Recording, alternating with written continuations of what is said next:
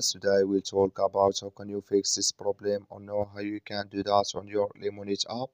So you just follow these ways, then it's going to work with you. All you have to do in the first, you just click on settings here. So then it's going to take you to this list. It's going to show for you like this. Then you go down, just keep going down, click here on apps. You come to apps list. In there you're looking for Lemon8 app. You just click on search. Then here add Lemon8. It's going to show for you like this here. You click on it. You come to next step here, click on force stop, click on OK. Then you go down, just click on storage. Come to storage list here, just click on clear cache. So then you go to your Play Store, click here on Play Store here.